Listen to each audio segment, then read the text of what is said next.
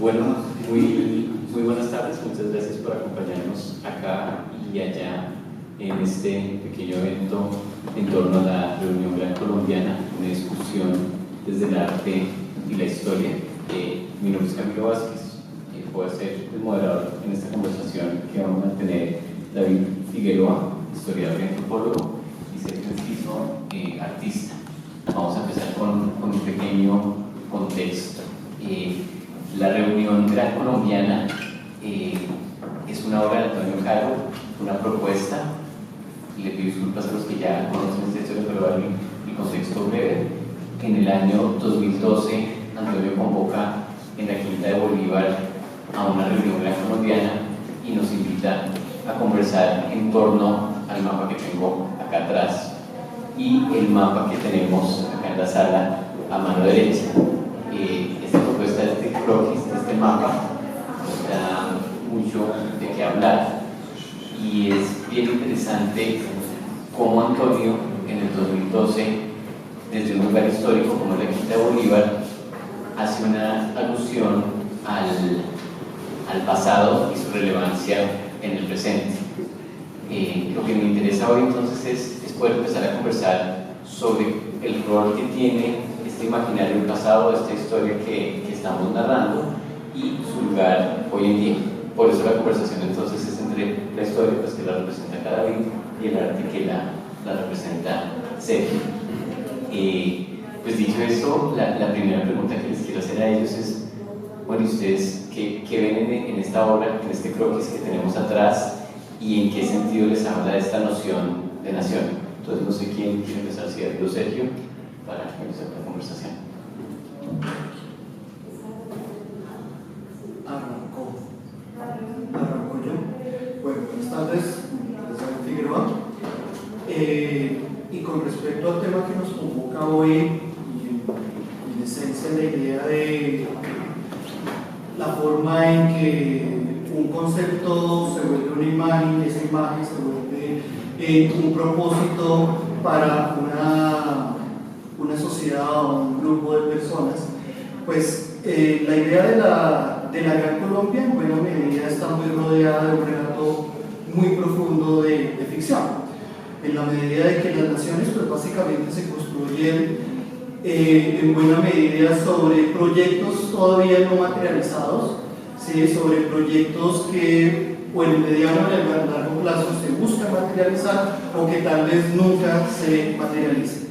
Y en buena medida la Gran Colombia, o como originalmente era su nombre, que era simplemente República de Colombia, porque en buena medida esa idea de gran fue una añadidura que la academia y ciertos políticos románticos, tanto en el siglo XIX como en el siglo XX, le agregaron a la idea de Colombia. Esa idea de Colombia como nación en la segunda, tercera década del siglo XIX, pues era una ficción nacida de una ambición de dos personas. Ya si se da el espacio de pronto profundizo un poco más en esto. Esas dos personas pues eran Francisco de Miranda y Simón Bolívar, y en esa medida esa idea de nación, que como se ve en el mapa hoy en día es la unión de 4 repúblicas independientes: Panamá, Colombia, Venezuela y Ecuador, pues en buena medida fue una ficción que quedó muy a medias, porque pues sobra decir de que ese proyecto como Estado Nacional pues hoy en día no existe, como le ha pasado a muchísimos otros proyectos nacionales en los otros continentes, y que surge precisamente de esa idea romántica de lo que es una nación, de lo que se espera que sea una nación, de los ciudadanos que la van a componer, y en cierta medida, insisto, de esa evocación de lo que se espera hacer, ¿sí? Y eso es algo muy resultado o muy natural de lo que va a ser finales del siglo XVIII y principios del siglo XIX, con todo lo que va a ser el romanticismo revolucionario que surge con la Revolución Francesa y posterior a la Revolución, que en buena medida muchas de estas personas, pues como todo pensamiento revolucionario, se desbordaron en sus ideas y algunas veces esas ideas pues en gran medida o no llegaron a ser, produjeron grandes tragedias, o simplemente a veces como la Gran Colombia es una buena anécdota que contar. En ese sentido, este croquis pues, es incorrecto históricamente, ¿no? Este no era el croquis de esa Gran Colombia, está armado en torno a los países actuales, digamos que se ven Panamá, Ecuador, Venezuela y Colombia. El mapa creo que la Gran Colombia tendría más espacio hacia el Amazonas tal vez y más hacia Nicaragua, hacia arriba, pero es parte de ese proyecto donde cuando se está conformando una nación pues se quiere hacer un mapa, ¿no? Es decir, como que una nación se define con un mapa, con una frontera, con lo que está ahí y lo que no está ahí, y en este sentido este croquis borra las fronteras del tiempo actual. Sergio. Bueno, buenas noches. Hay un asunto que me gusta mucho de la obra de Antonio, y es el hecho de que generalmente lo que hacía era buscar como estos gatillos que le permitieran a uno conversar, y este mapa es como uno de estos gatillos que ha generado una conversación que se ha estado haciendo en lugares, universidades, en ciudades, en muchas partes, y que surgió de esa añadidura de estos dos países de Panamá y Ecuador al mapa que le habían planteado al principio para hacer a Antonio acá como un poquito de ejercicio artístico. Y entonces a mí hay otra cosa que me parece muy chévere, y es que, bueno, no sé, es chévere y es compleja, es este problema de la cartografía como un lugar de pugna simbólica. O sea, cuando uno construye un mapa está haciendo no sé, como una división de un espacio que generalmente es político-administrativa, y esa división político-administrativa también nos fija los límites simbólicos. O sea, hay cosas que quedan por fuera, hay cosas que quedan por dentro, hay todo un imaginario, como decía David, que está relacionado al tema de la nación, que hace que uno piense alrededor de lo que está ahí. Y entonces, sí, ayer estábamos hablando con David y nos estaba explicando que esta idea de la Gran Colombia, pues es una idea que, digamos, es un mapa de un país que no existió, como estamos sacando este país. Esta Gran Colombia no fue un país que se constituyera, entonces es una idea narrada en pasado. O sea, hablamos de un país que no existió, pero se le puso un nombre. Y la idea de Colombia fue una idea que también me explicaba David, es una idea de un lugar que Bolívar intentó ¿cómo se puede decir? Como nombrar, a pesar de que había territorios en la época de Bolívar, cuando él se inventó este país, que todavía era parte de España, todavía no se había independizado. Entonces, pensando un poquito en esta idea de gatillos, empecé a pensar en lugares que no hayan, que son lugares que están nombrados pero que no existen.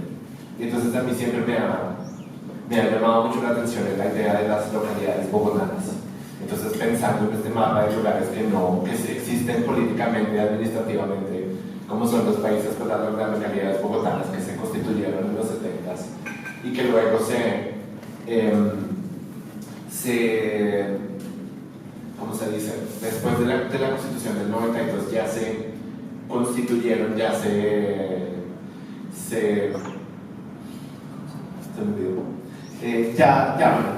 dijo que estas eran las localidades de Bogotá, separaron territorios dentro de una ciudad, y entonces empiezan a pasar cosas, o han pasado cosas que a mí me parecen muy chéveres, como el hecho de que existe, por ejemplo, una historia de la localidad de Kennedy, que existe una historia de la localidad de Suba, que hay ciertos juegos de identidad alrededor de vivir en Suba o vivir en Kennedy, o de ser de Chapinero y de la gente que vive de Chapinero. Y también pensaba, por ejemplo, como en estos lugares imaginarios que están marcados en el mapa, que son sueños o que son ideas de lugares que no existen en el mapa, como es, por ejemplo, Cedizuela. Todo el mundo ha escuchado en Bogotá sobre Cedizuela, qué es Cedizuela, quién vive en Venezuela, en Cedizuela, y cómo puede haber una unión de cerditos con Venezuela. ¿Qué animal fantástico sale de esa unión, de esos dos límites? ¿Qué significa ser de cerditos? ¿Qué significa ser venezolano? ¿Qué significa ser colombiano? Y esta idea de los límites, que no son límites que hayan existido históricamente, sino que se van construyendo a lo largo de la necesidad administrativo-política, que van construyéndose por la narración, pues también lo enfrentan a uno con el hecho de querer ser o colombiano o venezolano o gran colombiano o ser dueño o de la localidad de Kennedy, y eso empieza a hacerle a uno preguntas como, bueno, yo estoy aquí, ¿yo qué soy? ¿A qué estoy hablando? ¿Qué es lo que me hace similar a unos y diferente de los otros? Y esa es una pregunta que a mí me gustaría dejarla un poquito para hablarla más adelante también, como que implica ser de un lugar, que implica una identidad, pero también que implica ser heredero de la Gran Colombia, heredero de Colombia, y que nos diferencia de los otros. Tal vez de pronto podamos hablar más adelante con la gente que está aquí, y gracias. Bueno, pues yo creo que estamos entrando en materia y viendo este mapa, pues yo sí creo que nos invita a pensar y hablar, nos invita a hacer esta relación con un pasado que tal vez no fue, pero que está ahí metido en la construcción de nuestra identidad, están los libros de historia, las personas pues, en el colegio se les habla de la Gran Colombia, etc. Y al mismo tiempo hacer una propuesta de una reunión, está hablando que existe un límite y un espacio que debemos pasar, es decir, están las fronteras, pero en el croquis se borran. Entonces pues hay una pregunta sobre posiblemente esta identidad de lo que no fue David o Sergio, es decir, en el sentido que este mapa hace un llamado a romper unos límites que ya se han trazado y que políticamente sí han existido ya varios siglos. Entonces, ¿en qué sentido el mapa evoca un pasado que tal vez es ficción, pero que evoca esa narración de que hay un gran pasado, una Colombia que fue mejor que esta? Tal vez una noción de un poder desde el sur, pensarlo así también, como un equilibrio con lo que mencionaba de Bolívar y de Miranda, y al mismo tiempo, si en el 2010, en el 2012, en el 2020 borramos estas fronteras y hablamos de una reunión que se está evocando, que se está diciendo. Me interesa mucho conectar este pasado con nuestro presente y con esta noción de identidad. Pues en la coyuntura en la coyuntura sobre todo de los últimos 20 años, que se puede llamar una coyuntura, yo la consideraría que sí, sobre todo la idea de la Gran Colombia, pensaría que para los colombianos, para ciertos colombianos con cierto tipo de inquietudes sobre su pasado, resulta un poco incómoda. ¿Por qué? Porque básicamente ese mapa que vemos ahí, como decía Camilo, es un mapa actualizado de las actuales fronteras, pero que en buena medida esas fronteras en el mapa original, es decir, el mapa de más o menos 1824, 25 eran mucho más grandes. Tengamos en cuenta de que los tres, tal vez Colombia es el país con más vocación a perder territorio, ¿sí? Siempre hemos sido muy generosos con nuestros vecinos en ese sentido. La Gran Colombia, o insisto, la República de Colombia, creada en 1819 en el Congreso de Angostura por Simón Bolívar, es un proyecto meramente venezolano. Y ustedes podrán entender que en los últimos 20 años las relaciones Colombia-Venezuela han sido un poco complejas, ¿sí? En esa medida, ese proyecto de nación, creado principalmente por militares venezolanos, que fueron los que tomaron la iniciativa de la independencia. En primer lugar, esta idea del americano universal, considero que el nombre le queda perfecto, que era Francisco de Miranda, es decir, una persona que nació a mediados del siglo XVIII, peleó en la revolución de las 13 colonias, a favor de, por supuesto, de los ejércitos independentistas de George Washington. Después se fue al otro lado, estuvo en la corte inglesa, participó, llegó unos meses después a la Francia revolucionaria, hizo parte de los ejércitos revolucionarios, y no es por nada que Miranda, yo creo que es el único americano que está entre los nombres de los militares revolucionarios que están contenidos en el Arco del Triunfo, ¿no? Si ustedes miran el Arco del Triunfo en buena medida es una colección de todos los militares que participaron en eso. Estuvo en la corte de Catalina la Grande de Rusia, y después de todo eso ya como que se apropió de esa idea del mundo de nación, en buena medida de independencia, y lo trajo acá, ¿sí?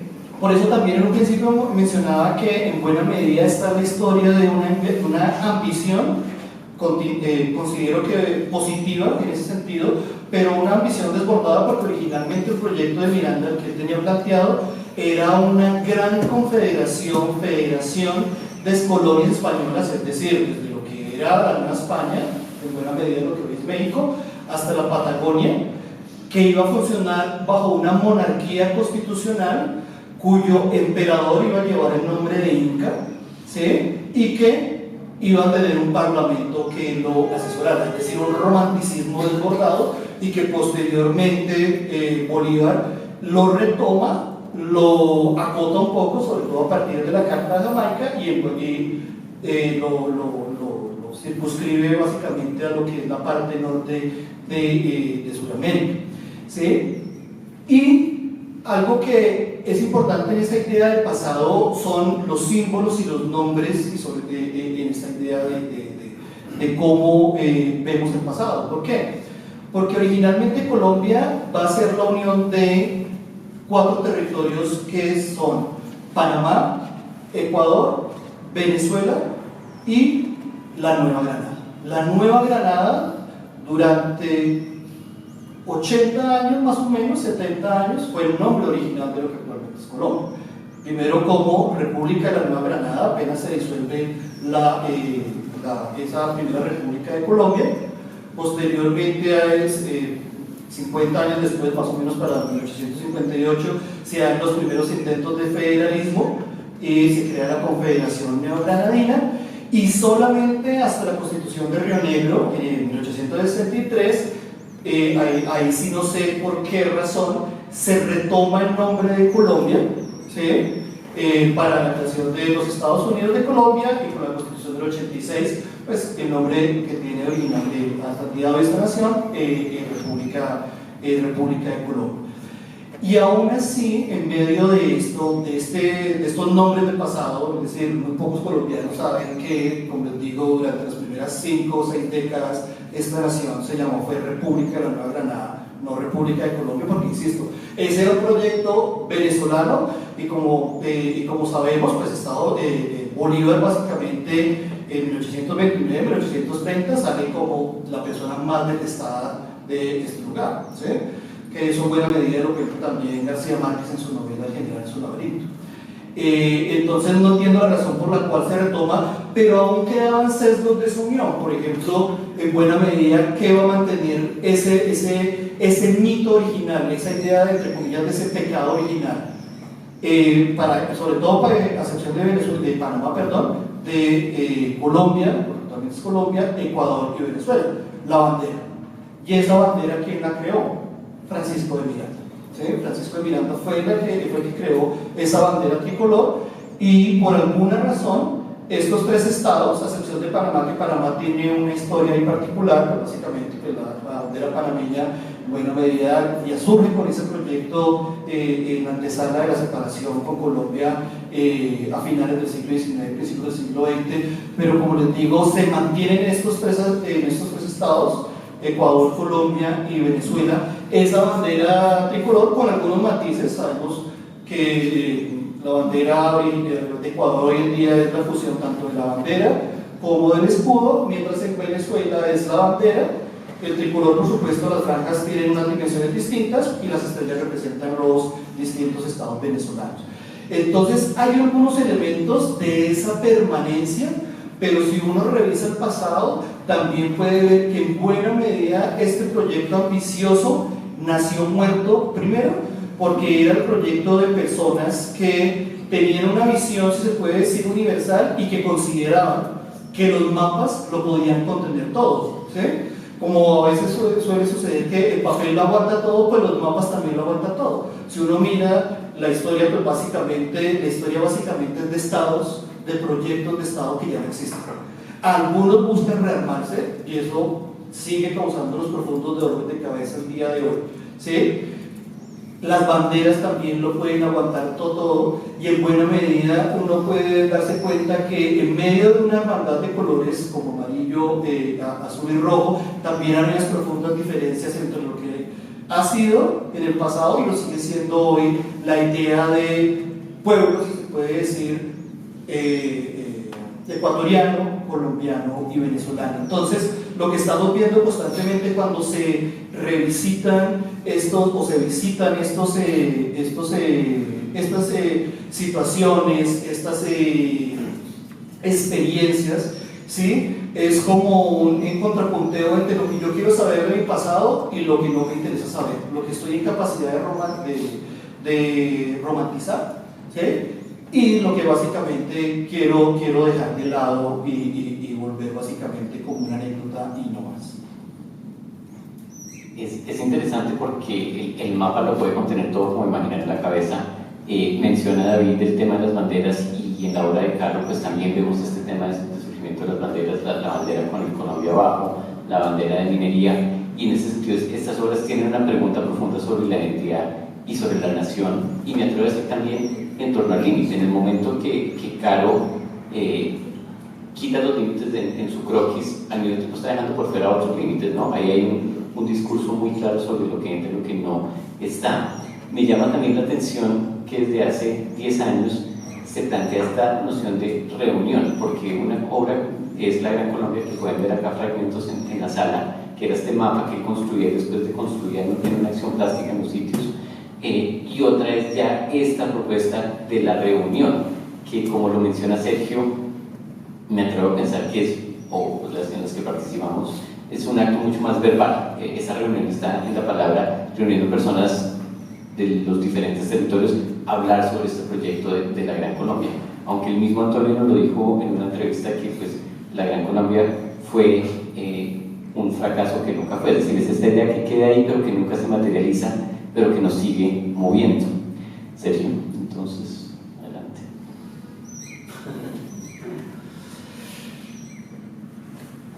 Pues yo sigo haciéndome la pregunta, entonces, ¿qué somos? Sí, o para nosotros, ¿cómo hacemos para construir una narración? Porque bien lo dicen ustedes dos. Esa idea de un mapa que contiene gente, que contiene personas y recursos y que tiene que estarse narrando constantemente a sí misma para generar algún tipo de identidad que haga que la gente quiera seguir estando junta y luchando por un ideal común. Entonces, ¿cómo se hace? Y eso es una pregunta que yo no sé si la respondo con la obra de Caro. Yo creo que una de las cosas de nuevo que me gusta de la obra de Caro es que no está precisamente huyendo de esas certidumbres, del hecho de que nosotros somos algo, y está planteando unas preguntas, un cuestionamiento sobre la nación, sobre lo que uno es como colombiano, como peruano, como latinoamericano, gran colombiano. Pero entonces la pregunta que yo hago es ¿cómo hace uno para saber?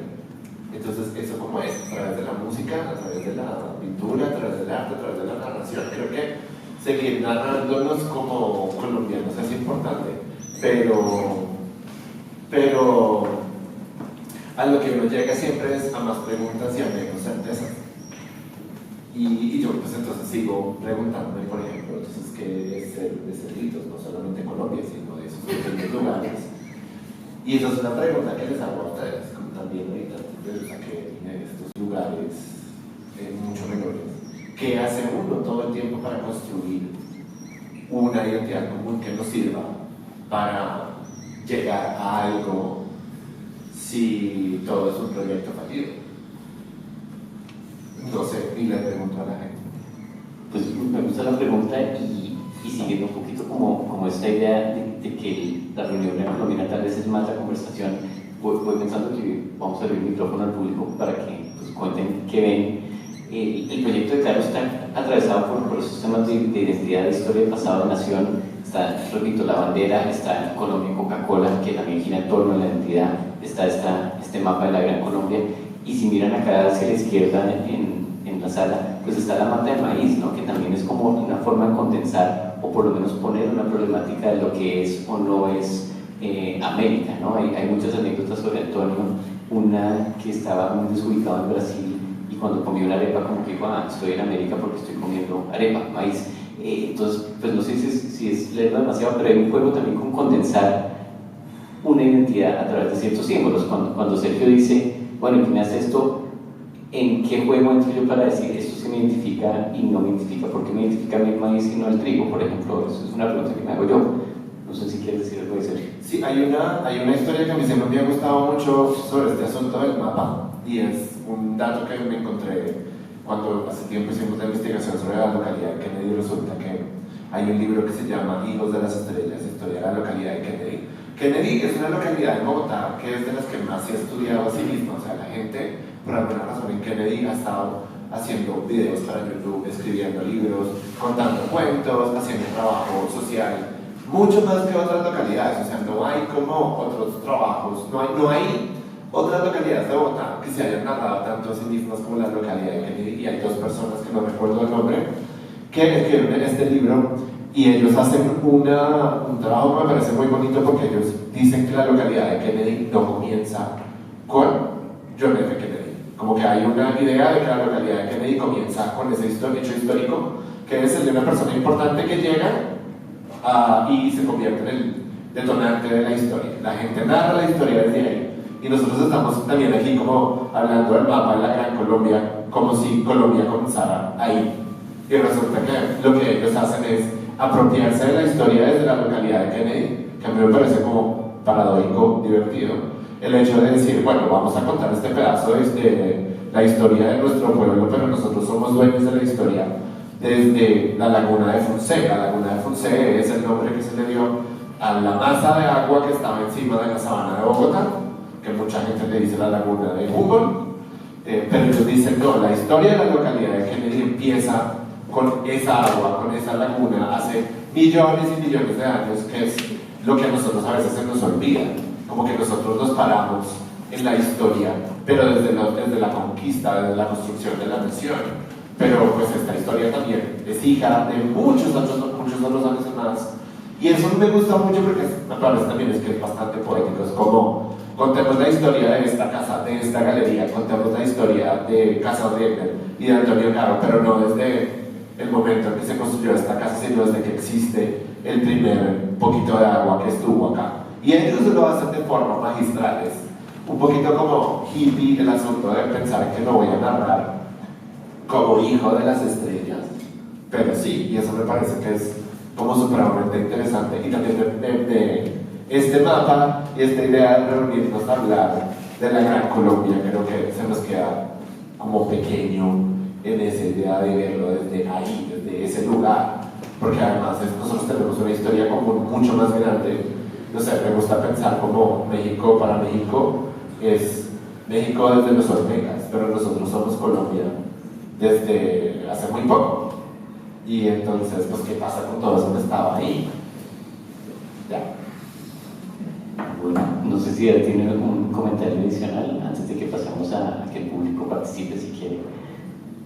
Sí, hay un aspecto de lo que mencionaba Sergio que me parece fundamental, y es que las naciones no surgen de la nada, ¿no? Las naciones se asientan sobre narrativas que ya existen, algunas más lejanas, otras muchísimo más cercanas, y algunas veces de una manera tal vez un poco hipócrita, porque por ejemplo eso que mencionaba Sergio con respecto a México, yo considero que muchas repúblicas latinoamericanas lo han experimentado, y es porque es retomar una narrativa indigenista cuando en la práctica burocrática institucional indios no queremos ni a un metro del Palacio de Gobierno, pero aún así esta narrativa indigenista nos sirve para construir nación, aunque nuestros ciudadanos no sean iguales. Entonces, sí, las naciones no surgen de la nada, y al igual que los mapas siendo tal vez como esa primera obra de arte, yo considero los mapas una obra de arte en esencia, tal vez es esa primera obra de arte que todo ser humano o una buena parte de nosotros despierta sentimientos cuando vemos nuestra nación o la idea de ese lugar al que pertenecemos viendo plasmado allí en un papel. Por ejemplo, la Gran Colombia no tuvo una cartografía oficial, ¿no? El mapa se hizo básicamente tomando los mapas de las unidades administrativas coloniales, la Capitanía de Venezuela, el Virreinato de la Nueva Granada y la Audiencia de Quito. Se pegaron esos y ahí salió el mapa de la Gran Colombia, porque pues fue tan poco el tiempo que existió, básicamente una década, que no alcanzó a hacer cartografía, no se alcanzó a hacer una cartografía oficial. Y aún así, hacer una cartografía oficial es muy difícil. Si uno, por ejemplo, lee lo que fue la experiencia de Agustín Codazzi llevando a cabo la comisión coreográfica, cuyo uno de sus fines era hacer una cartografía oficial de Colombia, pues uno lo que va a observar es todos los problemas, no solamente geográficos, sociales, políticos, económicos, es decir, la gran tragedia que es la manufactura de un mapa en buena medida representa las dificultades a su vez de la construcción de nación. Y en buena medida la experiencia de Codazzi y de todos sus compañeros, entre ellos por ejemplo Manuel Ancísar, durante esos básicamente casi 10-15 años que duró la comisión coreográfica, pues era algo hasta tragicómico. Por ejemplo, yo recuerdo mucho que Codazzi comenzó haciendo el mapa de la República, de la Nueva Granada, y de repente 2-3 años después ya no era la República de la Nueva Granada dividida en provincias, sino era la Confederación Neogranadina, ahora dividida en 8 estados. Entonces, como, oiga, pónganse serios, es decir, al menos espérense que termine el mapa y ya pueden hacer otra cosa, ¿sí? Entonces, es lo mismo, y es como y aún lo vemos en ciudades, en lugares que uno considera muchísimo más, entre comillas, modernos, por ejemplo, Europa. Europa es una manufactura constante de mapas, ¿sí? Es decir, ¿cuántas cartografías ha tenido Europa en los últimos 40 años? ¿Sí? Miremos cuántos mapas hay de la zona de los Balcanes, ¿sí? ¿Cuántas naciones han surgido con un mapa oficial? ¿Sí? Entonces, en buena medida, estas piezas de arte que son los mapas se alimentan de un pasado que ya existe, de lectura sobre esa materialización del espacio en un papel como en los mapas, pero luchan constantemente por permanecer en el tiempo, ¿sí? Es decir, tal vez en buena medida son muy pocas las naciones que puedan dar el lujo de, miren, el mapa oficial ha durado 50, 70, 80 años. Eso es un lujo en el mundo, ¿sí? Porque esas cartografías han cambiado y van a seguir cambiando. Y desafortunadamente, si algo que nos enseña la historia es que las cartografías cambian, esa punta de sangre y fuego, ¿no? Eso no cambia porque, listo, está bien, te regalo estos cuantos kilómetros de mi territorio nacional para que no tengamos problemas y para que tu mapa te quede bonito. No, eso no es así de complejo. Y yo creo que el mapa también es un lugar de poder, o sea, construir un mapa de un lugar y nombrarlo es casi que hacerlo, es como construirlo. Y en ese sentido, me acuerdo como, pero hace un par de años en Bogotá había una exposición sobre cartografías alternativas y lo que uno puede encontrar a nivel de cartografías alternativas es súper chévere porque si uno, bueno, lo he intentado con mis alumnos muchas veces, lo intenté hace como 3 años haciendo cartografías del miedo, que era pedirle a los estudiantes de la universidad que hicieran mapas en base o con base en sus emociones y sobre todo en el miedo. Vamos a pensar en una ciudad, pero con una ciudad que produce ciertas emociones como miedo, alegría, y entonces vamos a ir conversando sobre estos lugares y funcionaba muy bien porque el mapa completamente se desdibujaba y cambiaba. Y yo creo que nosotros, esa es una actividad o una dinámica que me parece que es súper importante que todos deberíamos estar haciendo un poquito, como apropiarnos del mapa y empezar a contarle a la gente qué lugares son buenos para ver, para que no tanto como el mapa turístico, sino como transformar el mapa en un lugar que sea mío y que yo pueda marcar también los lugares. Que ahora eso lo hace Google Maps sabe para dónde voy, dónde vengo, y uno puede descargar la información. Y casi que ahí, como el otro día estaba leyendo que hay una aplicación que se llama como mi Google Maps o algo así, que le dice más o menos a usted a dónde va a ir mañana, porque ya lo rastrea uno y sabe dónde está. Entonces hay un cartografista tecnológico que sabe más que yo de lo que yo puedo decir que sé. Entonces yo sí pienso que puede ser una muy buena idea apropiarse de ese mapa y también empezar a adueñarse y a apropiarse de los nombres, de las rutas, de los lugares, y eso es algo que he visto muchos de ustedes lo están haciendo y es como bastante entretenido. Pues a mí me gusta esta idea porque pues, en cierto sentido está el croquis, pero el mapa está en la cabeza de cada uno de nosotros, ¿no? Cada uno tiene un mapa asociado a una narrativa y un imaginario cuando van nombrando países, historias, etc. Yo quedo muy contento con este ejercicio porque creo que, pues espero que haya más reuniones grancolombianas, creo que han hecho ya varias en este último año, pero la idea de Antonio era poner a las personas a hablar, a cuestionar este lugar, tal vez sin solución. No sé si alguien acá del público quiera decir algo. Adelante. Bueno, primero estaba pensando que tal vez el nombre más desafortunado de los países de Sudamérica, no, el más mal parido, como, o sea, realmente la palabra mal parido, ¿cierto? Como es Colombia, ¿cierto? Y eso ya es un problema en sí mismo muy complejo, ¿no?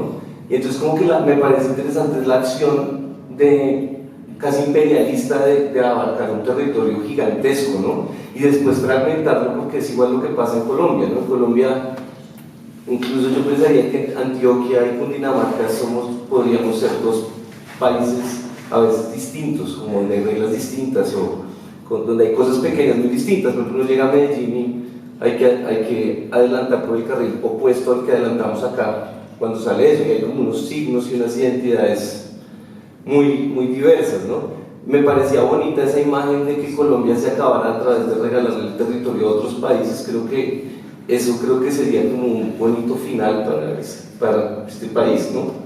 Entonces me parece como interesante esas nociones, porque si uno piensa el mapa de Colombia, una persona promedio lo recorre como de la mitad para allá, más o menos, y eso que no tanto el Chocó. Y si uno mira de la mitad para acá, casi nadie en el país lo conoce, como que ese territorio no existe para mucha gente. Sí, hay una exotización, incluso por ejemplo las comunidades indígenas son indígenas, ¿no? Es como hay un montón, y digamos que esa forma, el mapa es violento también en el sentido de invisibilizar la multiplicidad de formas que habitan, ¿no?, el territorio. Entonces, con lo que decía Sergio de, por ejemplo, Bogotá y las localidades, es una locura. Por ejemplo, yo tenía como medio una regla de no ir a Cedritos nunca, como, ¿para qué? Pero ¿para qué? Y la gente de Cerritos tiene una regla que el centro es una mierda y que es peligrosísimo, ¿no? Entonces es una locura, porque realmente digamos que hay otras fronteras y entonces eso me parecía como muy valioso, porque esa fragmentación uno la vive todo el tiempo, como que la idea de nación realmente es como una violencia, ¿no?, hacia uno mismo. Entonces como que eso me pareció una nota de lo que están diciendo. Yo tengo un comentario en cuanto a eso, porque siempre me he preguntado cuál sería el nombre de Colombia si no hubiera llegado Colón a Bogotá, sino una persona que fuera de apellido Rodrigo, pues Rodrigo Omiar, o Sergio Omiar, o David Omiar, como que a quien, espero que esto no sea delito, pero creo que hablar más de los símbolos patrios está como mal, ¿no? Pero pues, ¿qué pasa si uno de verdad, o sea, cuál sería el nombre que yo le pondría? Un nombre chévere. Porque yo no sé si Colombia me parece como tan bacano, podría ser de verdad como Colombia o alguna cosa así. Y además la idea de esta bandera que todos nos identifica, que es amarillo, azul y rojo, o sea, no había otros colores como más complejos para hacer una bandera como. Y eso sí se lo pregunto a David, porque David se sabe el cuento, creo que de Catalina la Grande. Pero entonces sí pienso que también, bueno, sigo pensando en ese poder de nombrar y bueno, ¿qué habría pasado? ¿Cuál sería el nombre que uno le pondría a su propio país si pudiera conseguir un nombre? Y si le cambiáramos el nombre al país, ¿seríamos mejores? ¿Seríamos más chéveres? ¿Cambiaría eso nuestra historia? ¿Alguien más quiere comentar algo?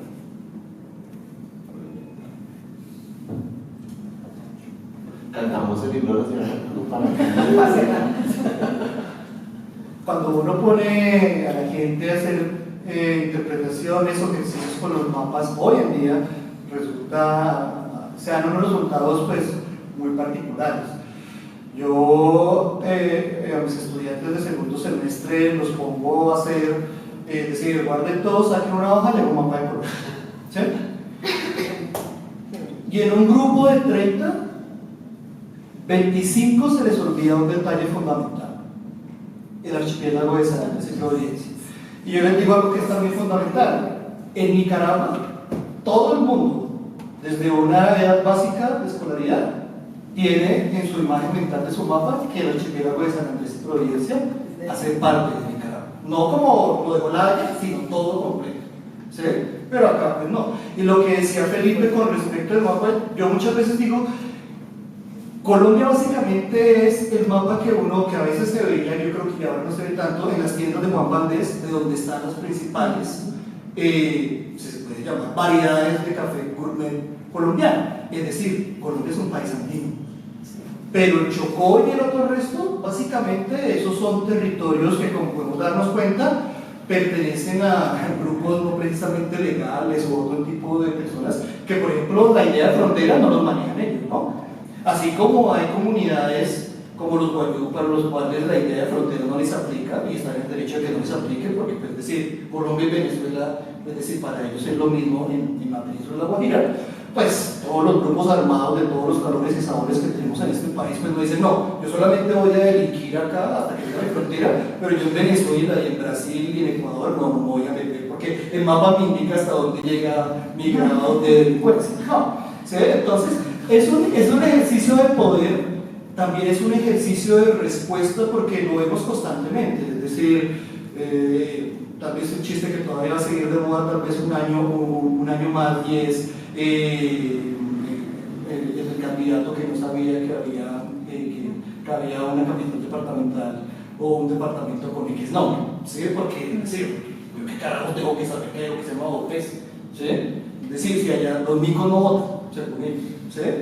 Entonces, esas lecturas sobre los mapas, sobre cómo se van fragmentando, sobre cómo se reconfiguran, esos son unos juegos de arbitrariedades que juegan a la política, a la economía, a la extracción de recursos, ¿sí? Y que a uno le generan preguntas, es decir, ¿por qué existe un norte de Santander? ¿Por qué no existe simplemente el departamento de Santander? ¿Sí?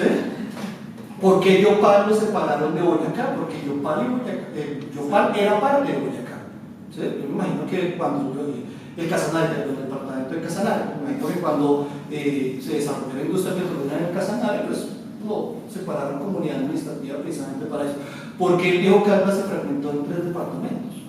¿Sí? Es decir, ¿cuál es la lógica que exista? Bueno, no es ni ánimo ofender a nadie, que exista un departamento tan minúsculo, hermoso, sí, geográficamente como el Quindío, porque no era una parte de lo que era el departamento de Caldas, ¿sí? Porque se creó el Valle del Cauca, que no se mandó esa idea del gran Cauca. Yo los considero que en ese sentido histórico para los antioqueños sí les causó mucha felicidad que el Cauca se dividiera, mientras ellos sí siguen. De por sí, tal vez una de las pocas unidades administrativas colombianas que mantiene una homogeneidad, efectivamente es lo que hoy es Antioquia.